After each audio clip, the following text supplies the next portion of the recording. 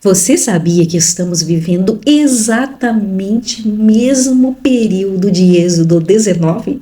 Sim, um período onde o povo de Israel, desde o primeiro mês do ano, saindo do Egito, em Aviv e Nissan, ou seja, em março, abril, caminha por 5 desertos, chegando agora no deserto do Sinai, no pé do monte, nesse monte aonde Moisés sobe para receber a Torá, as leis do Eterno. Nós já entramos no terceiro mês bíblico, o mês de Sivan, e agora estamos passando por 3 dias em um processo de limpeza das vestes. Se você não sabe, os pecados que cometemos diante de Deus, ele mancha as nossas vestes. Essas vestes não são físicas, não são essas roupas que usamos, mas são vestes espirituais.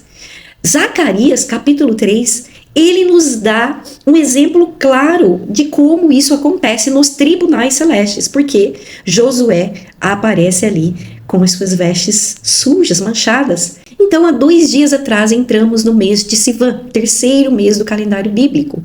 Um tempo para ouvir a palavra de Deus, a Torá, as leis que hoje são espirituais, compreender aquilo que Deus está falando. Não é algo que podemos ler através da letra e discernir com a nossa lógica. Não, porque a nossa lógica deve estar no altar de sacrifício, ela deve ser sacrificada. Ou seja, a maneira que pensamos, nós devemos submeter essa forma de pensar. É um período onde nós precisamos pedir ao Pai o Espírito por trás da letra para ouvir, compreender, hoje pedindo o sentido espiritual da lei e trazer para os nossos dias, aplicar essas leis como o homem sensato, como o homem que constrói a sua casa na rocha.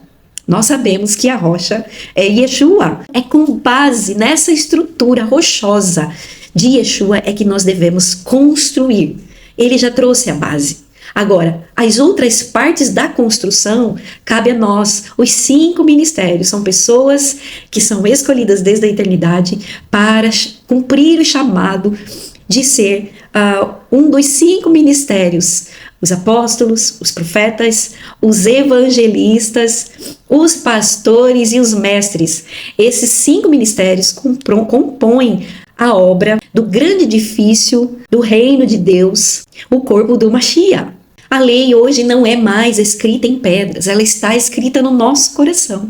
Então nós precisamos discernir essas leis físicas e discernir o sentido espiritual da lei, assim como Mateus nos explica. Se você tem o desejo de saber mais sobre esse terceiro mês, mês de Sivan, eu tenho material lá no blog que você pode acompanhar todo esse processo da saída do Egito até esse exato momento que estamos vivendo. São 3 dias de limpeza de vestes, de preparação, de oração, de jejum, de secreto, de relacionamento com o Pai.